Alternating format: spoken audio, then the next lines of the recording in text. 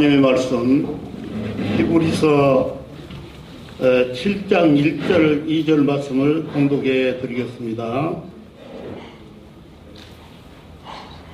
이 멜기세덱은 살렘 왕이요 지극히 높으신 하나님의 제사장이라 여러 임금을 쳐서 죽이고 돌아오는 아브라함을 만나 복을 빈지라. 아브라함이 일체 10분의 1을 그에게 나눠주니라. 그 이름을 번역한즉 첫째 의의 왕이요 또 살렘 왕이니 곧 평강의 왕이요.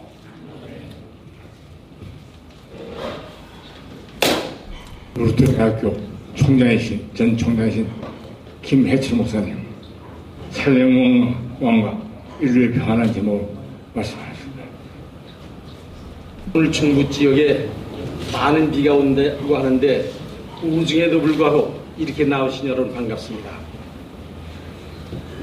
우리나라가 해방 직후 유행하던 민요 가운데 미국놈 믿지 말고 소련놈에 속지 말라, 일본놈 일어나고 중국놈 다시 오니, 마지막 소절에 조선놈 조심하라, 이런 말이 있습니다. 이런 민요가 있었어요. 70년 전에.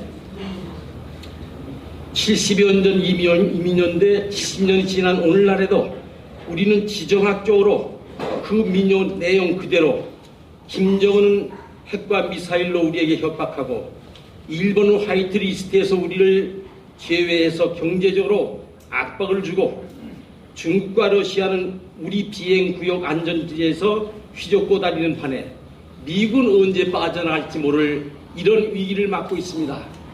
그렇기 때문에 오늘 우리 평화의 날을, 유엔이 정한 평화의 날을 평화의 달을 맞이해서 다시 한번 평화에 대해서 깊이 생각지 않을 수가 없습니다. 이렇게 국외적으로 어려운 여건이 있음에도 불구하고 국내에서 이루어지는 꼴들을 보면 참 가관들입니다. 국내에서 무슨 일들이 벌어지고 있습니까? 지난달에 출판된 좌파가 장악한 대한민국이라는 책을 내 손주가, 이번에 대학 들어간 손주가 읽고 있어요. 가만히 거기 들여다보니까 우리나라 청와대와 정부 요로의 3분의 2가 좌파들이 잡고 좌지우지하고 있다는 그 내용인데 굉장히 잘 팔리는 책이 그 책이라고 하는 얘기를 들었습니다.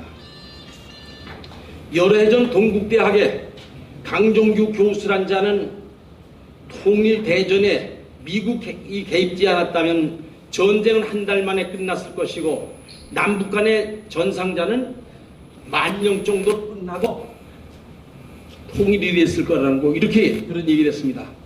그러니까 동국대생들이 벌떼처럼 일어나서 저 강정규 교수 국민에게 사과하고 동국대학 떠나서 김일성대학으로 가라고 이렇게 데모를 하던 때도 있었습니다. 최근에 좌파 가운데 어떤 사람은 뭐라고 얘기하니, 북녘 땅에서 개발하고 있는 핵과 미사일 두려워할 것 없다. 통일되면 다 우리 것이 될 텐데 뭐 때문에 걱정하고 거기서 반대하느냐, 이런 사람도 없잖아 있는 것입니다. 그분입니까? 어제 조국을 갖다 법무부 장관으로 임명했는데, 조국은 과거의 교수 시절에 항상 자기가 언제나 공평하고 정의롭고 정직의 대명사처럼 행세해왔는데, 요즘에 지난 한 달 동안 국민들로 하여금 정말로 번거롭게 하고 힘들게 했던 것이 조국 사태인데, 그 사람은 학교 운영에 있어서 학교 운영뿐만이 아니라 그는 학원 운영에 있어서 부동산 투기에 있어서 딸을 의존원에 보내고 아들을 스펙을 쌓기 위해서 정말로 조국과 그의 가정의 한 행태를 보면 이거는 부정과 비리, 부패의 전 시장이나 다름없다 하는데, 그럼에도 불구하고 문재인 대통령 그를 어제 법무부 장관에 임명을 하고 말았습니다. 오늘 우리는 유엔이 정한 세계 평화의 날 36주년 예배로 이 자리에 모였습니다. 어느 학자는 말하기를 우리나라가 삼국시대 이후 2000년 동안 1200번의 국내 국지전 그리고 외침이 있었다고 어느 학자가 이렇게 기록을 하고 있습니다. 1200번의 전쟁이 있었다 이거예요. 국내에서 일어났던 이런 국지전을 말할 것도 없고 외부에서 우리나라를 침략한 전쟁 가운데 가장 치열하고 무섭던 전쟁이 뭔가니 1592년 임진난을 들 수가 있고 69년 전에 일어났던 6.25 전쟁을 우리가 들 수가 있습니다.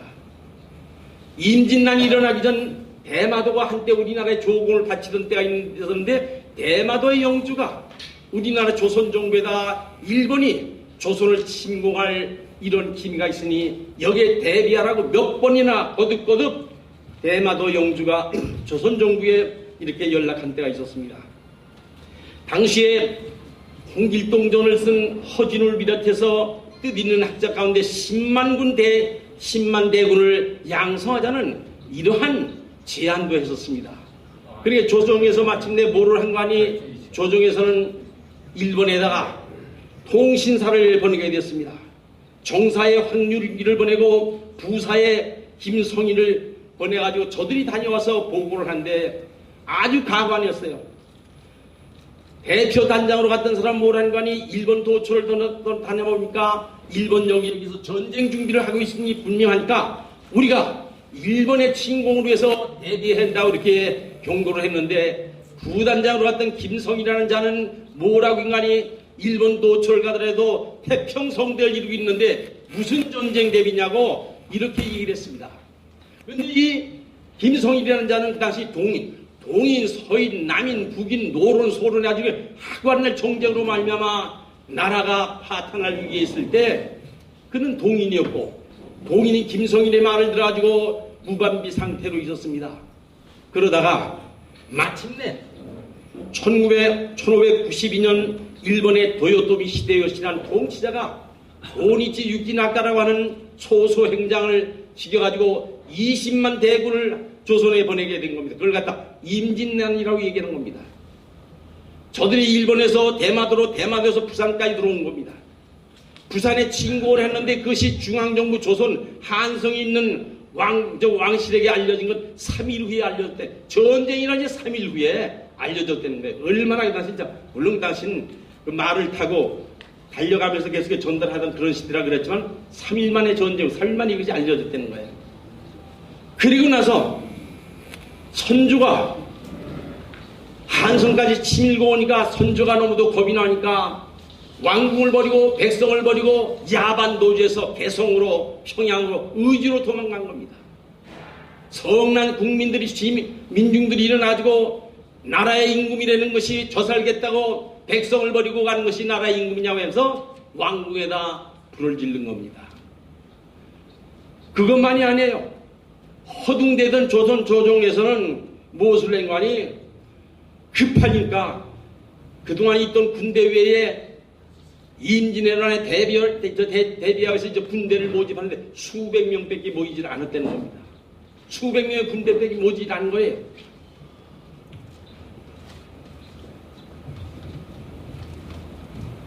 그런 뿐만이 아니라 전선에서 싸우던 장군들을 다 이순신은 모랑나의 삭탈환직하고 도원수였던 권유를 파직시키고 전라도에서 의병들을 일으켜 임진난에 대항해 싸우던 의병대장 김덕령은 살해를 했습니다.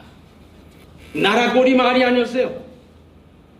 나라 임금은 도망을 가버리고 백성들을 먹을 거 있어서 풀뿌리와 나무 껍질로 허기진 배를 채우면서 심지어 전사한 죽은 사람의 시체를 먹고 살았다는 기록까지도 남았습니다. 7년 동안 전국토가 완전히 초토화되고 말았던 겁니다. 69년 전 6.25 전쟁은 어땠습니까? 69년 전 6.25 전쟁이 일어나기 전 우리나라는 일제로부터 해방되었습니다. 해방된 우리 조국은 어떤 관이 말할 수 없는 가난과 무질서 그리고 사상적인 대립과 혼란의 와중에 빠져서 5년 동안 허송 생활을 했습니다. 그럴 때 북한의 김일성은 저 중국의 모태통을 찾아와서 우리가 통일전쟁을 벌일 테니까 우리에게 군대를 지원해달라. 군대 지원 약속을 받고 러시아의 스탈린을 찾아가서 우리가 통일전쟁을 벌일 테니까 러시아에서는 탱크와 야구 전투기를 보내달라고 허락을 받고 들어와가서 1950년 6월 25일 새벽 4시 주일이었습니다. 모든 군인들이 주일이기 때문에 쉬는 날인데 그 틈을 타서 38선 전선에서 저들이 남침을 해오지 않았습니까? 이럴 때 국방장관이었던 사람은 이승만 박사에게 뭐라고 얘기를 하지 않습니까? 카카 명령만 내리시면 내가 우리 용감한 군대를 데리고 평양 가서 점심 먹고 신의주 가서 저녁 먹고 압록강 물을 떠다 카카에게 바치겠습니다. 헌장담만 하고 있었습니다. 그런데 저들이 인민군들이 침략하자마자 3일 만에 서울이 함락되고 3개월 만에 낙동강 이남만 남겨놓고 전 국토가 공산화되지 않았습니까? 전쟁에 대한 대비 없이 평화는 없는 겁니다. 전쟁에 대한 대비 없이 헌장담 아무 필요도 없는 겁니다.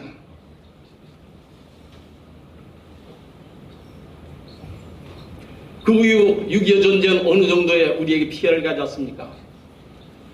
군인들과 민간인 죽은 자리 100만 명, 군인과 민간인들 사상자들 200만 명, 과부 40만, 고아 30만이라는 이런 끔찍한 전국도가 완전히 남한이 초토화 되지 않았습니까? 그러나 그때 만일 유엔군 사령관이 했던 메가더 원수의 인천 상륙작전이 아니었더라면 우리 조국은 어떻게 됐습니까? 유엔군 16개국의 참전이 아니었더라면 우리나라는 어떻게 됐습니까? 아마 그때 우리가 메가더 원수의 인천 상륙작전은 작전면으로 볼 때 성공률이 6,000분의 1이었다는 겁니다. 6,000분의 1. 성공 확률이 6,000분의 1임에도 불구하고 믿음독실한 메가더 원수는 인천 상륙작전을 감행해서 성공으로 이끌었습니다. 근데 그 메가더 원수를 갖다가 대한민국의 은인이 아니라 대한민국의 원수라고 하는 사람이 있고, 인천에서 메가더 원수의 그 동상에다가 오염을 뿌린다 이걸 훼손하는 사람이 있어서 인천 보수 기독교인들 그 지키느라고 얼마나 애들 쓰고 있습니까? 만일 그런 일이 없었다면 우리나라 어떻게 했습니까? 6.25 전쟁을 우리가 끝내놓고 그 다음부터 69년이 지난 오늘날 대한민국은 어떻게 됐습니까? 69년이 지난 오늘날 대한민국은 바로 몇 년 전 유엔에서 발표한 보고에 의하면 세계 제2차 대전 후 제3세계에서 다른 나라에 속박됐던 나라, 해방된 나라 가운데 가장 민주화된 나라가 대한민국이다. 2차 대전 끝난 제3세계에서 가장 경제적으로 번영한 나라, 경제적인 10위권에 들어간 나라가 대한민국이니 대한민국 사람들은 현재 대한민국에 대해서 자긍심을 가져도 좋다. 6.25 전쟁 때 16개국 플러스 병원손을 보낸 나라까지 21개국이 참전을 했는데 저들의 노력 때문에 오늘날 대한민국이 이렇게 존재하기 때문에 이제는 대한민국은 세계 국지적으로 어려운 나라에 평화 유지군을 10몇 개 나라에 천수백 명을 보내는 나라가 되지 않았습니까? 원조를 받는 나라에서 원조하는 나라로 변모되지 않았습니까, 여러분들? 선교사를 받는 나라에서 2만 수천 명의 선교사를 보내는 자랑스러운 조국이 되지 않았습니까, 여러분들? 그럼에도 불구하고 현 정권에서는 나라를 뒤흔들고 말이에요. 적폐청산이야. 학원을 적폐청산해요. 언제까지 적폐청산해요? 그런 식으로 치려면 임진난으로 올라가고 그 전으로 올라가서 적폐청산해야죠. 적폐 대상들이 적폐청산을 외치는 이런 딱한 현실을 우리는 맡고 있는데 여기서 어떻게 우리가 평화를 얘기할 수 있습니까? 그러나 우리가 정말로 우리가 자유를 원한다면, 평화를 원한다면 전제 조건 3가지가 있습니다. 2차 대전이 끝나고 나서 독일은, 선봉국이었던 독일은 공산진영과 민주진영을 갈라지고 말았습니다. 동독과 서독으로 갈라지고 말았어요. 그때 동독에 살고 있던 사람들이 견딜 수가 없으니까 많은 사람들이 서독으로 베를린 장벽을 넘어오다가 총에 맞아 죽은 사람, 칼에 찔려 죽은 사람, 수리탄 맞아 죽은 사람, 지뢰에 폭발해서 수많은 사람들, 난 가서 그걸 다 보고 왔어요. 수많은 사람들의 묘기가 벨련장박 있는 그 근처에 쭉 있는 걸 봤어요. 그 무렵에 재미있는 우스갯소리가 하나 있어요. 동독에서 서독으로 고양이가 하나 넘어왔어요. 서독 고양이가 동독 고양이에게 말하기를 거긴 먹을 것이 없더냐? 아니야. 애인이 없어 하느냐? 아니야. 먹을 것도 있고 애인도 있는데 왜 서독으로 사경을 넘어 서독으로 왔으니까 자유가 그리워서 평화가 그리워서 지금 우리나라에 북녘 땅으로부터 평화가 그리워서 자유가 그리워서 넘어온 사람이 3만 여천 명이 지금 와 있습니다. 3만 여천 명이 지금 와 있어요. 자유가 그리워서 평화가 그리워서 저들이 와 있습니다. 그러면 진정으로 대한민국, 자랑스러운 대한민국에서 지속적으로 자유와 평화를 우리가 누리는 길이 무엇인가? 세 가지 전제 조건인데 첫째는 기도해야 합니다. 오늘 우리가 유서 깊은 기독교 100주년 기념관 여기에서 예배를 드리는 것은 바로 한국의 평화를 위해서, 남북의 평화를 위해서, 세계 평화를 위해서 모였는데, 기도하기 위해서 모였는데 기도해야 합니다. 즉 기도해야 합니다. 시편 50편에 무슨 말씀이 있습니까? 시편 50편에 보면은 이런 얘기가 있습니다. 50편에 환난 날에 내게 부르시지라. 그러면 내가 응답하리라. 내가 너희로 하여금 나를 영화롭게 하리라. 환난 날에 내게 부르시라. 그러면 응답하리라. 구약성서 신약서에 보면 어디를 번지 언제나 문제 부딪힐 때, 위기에 부딪힐 때 저들은 하나님 앞에 나와 무릎 꿇고 기도하지 않았습니까? 그래서 오늘 우리는 이 자리에 모여서 기도하기 위해서 모인 겁니다. 둘째 우리가 할 일이 있습니다. 그것은 인간이 철저한 국방과 안보 태세를 갖추는 길밖에 없는 겁니다. 그래서 2000여 년 전 로마 제국이 지중해 연안을 지배하던 때에 뭐라고 거기에 로마 제국의 캐치프레이스가 무엇인가 하니 거기는 이런 캐치프레이스가 있습니다. 여기는 평화를 원하면 전쟁을 대비하라. 전쟁을 준비하라. 평화를 원하면 전쟁 준비하라. 전쟁을 대비하라 이겁니다. 전쟁을 대비하지 않고 안보 국방 지킬 수 없습니다. 우리가 약해가지고는 남의 도움만 받고는 우리가 대한민국의 자유와 평화를 지킬 수가 없습니다. 그러자면 국방정책, 안보정책 든든히 해야 하는데 지금 하는 걸 보면은 참 가건드려요. 국방장관 청문회 할 때 6.25 전쟁이 북침이냐 남침이냐 하니까 8초 동안 국방장관 후보자가 머뭇거리다가 8초 만에 맞아 남침이라고. 북이 남쪽을 저지했다고. 국방장관이 할 소리예요? 초등학교 애들 다 아는 판에 국방장관이 그런 식으로 하는 국방장관이 떡 앉아가지고 말이죠. 요즘에 조금 좀 수선을 떠는 것 같아요. 무슨 훈련도 하고 뭐도 한다고 얘기를 하는데 정말로 온 국민이 똘똘 뭉쳐서 정말로 국방과 안보에는 빈틈이 없어야 합니다. 흔들림이 없어야 합니다. 그래야 나라를 지킬 수 있습니다. 세 번째, 무엇을 우리가 생각하잖아요? 세 번째는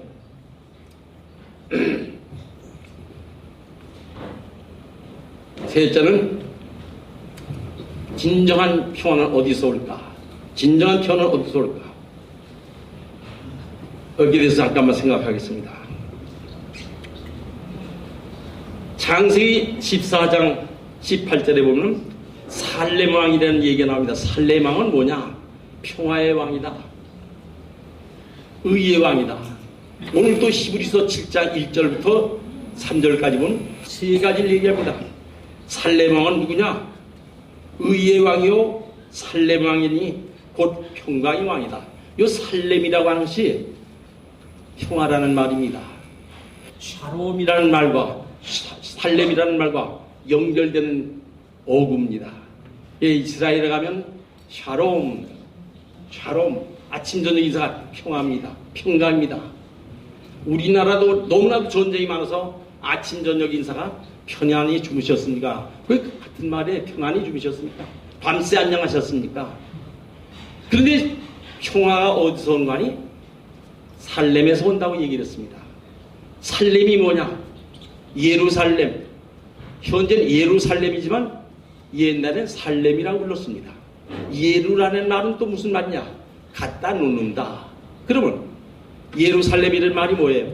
평화를 갖다 놓은 곳이다. 평화는 어디서 오느냐? 예루살렘에서 온다.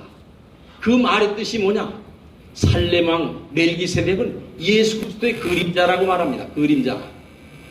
바로 예수 그리스도가 예루살렘에서 십자가에 못 박혀 돌아가시고 고난받으시고 돌아가셨다 3일 만에 부활하시고 예수님이 예루살렘에서 성전하시던 제자들에게 너희는 가서 모든 족속을 제자로 삼아 아버지와 아들과 성령 이름으로 세례를 주고 내가 너에게 분부한 모든 것을 가르쳐 지키게 하라. 이걸 갖다 영어에서 보는 게 The Great Commandment, 위대한 사명, 위대한 위임이라고 얘기를 하는 겁니다.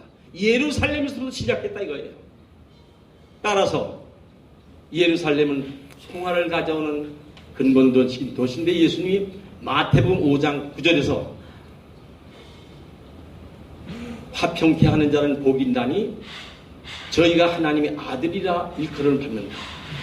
피스메이커가 되라. 가정에 들어가서 피스메이커가 되고 교회에서 평화를 만드는 사람이 되고 직장에 들어가서 평화를 만드는 사람이 되고 정치계에 나와서 평화를 만드는 피스메이커가 될 때 대한민국의 1천만 기독교들이 가는 곳마다 평화를 조성하는 피스메이커로 살아갈 때 하나님이 보호하사 우리나라 만세할 수 있는 그날이 올 줄로 믿으시기 바랍니다. 기도하겠습니다. 평화를 우리에게 주기 위해서 찾아오시는 주님, 주님의 은혜 앞에 감사드립니다.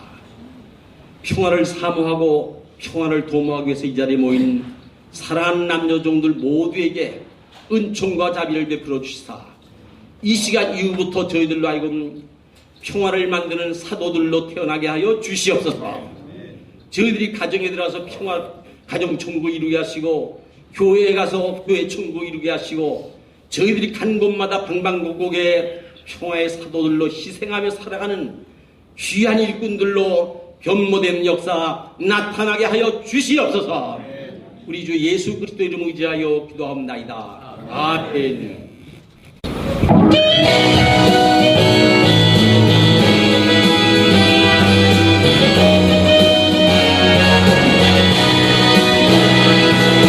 나의 찬송 가운데 임마누엘, 나의 기도 가운데 임마누엘, 나의 기쁨 가운데 임마누엘, 나의 고통 가운데 임마누엘, 모든 사람 날 떠나도 임마누엘, 나의 걸음걸음마다 임마누엘, 내가 살아있을 동안 임마누엘, 내가 죽어서도 임마누엘, 영원토록 임마누엘, 하나님이 나와 함께 하시네. 임마누엘 임마누엘, 하나님이 나와 함께 하시네. 모든 사람 날 떠나도 임마누엘, 나의 걸음걸음마다 임마누엘, 내가 살아있을 동안 임마누엘, 우리가 죽어서도 임마누엘, 나의 삶 가운데 임마누엘, 우리 가정 안에도 임마누엘, 우리 교회 안에도 임마누엘, 우리 민족 가운데 임마누엘, 모든 사람 날 떠나도 임마누엘, 나의 걸음걸음마다 임마누엘, 내가 살아있을 동안 임마누엘, 내가 죽어서도 임마누엘, 영원토록 임마누엘, 하나님이 나와 함께 하시네. 임마누엘 임마누엘, 하나님이 나와 함께 하시네. 모든 사람 날 떠나도 임마누엘, 나의 걸음걸음마다 임마누엘, 임마누엘 내가 죽어서도 임마누엘.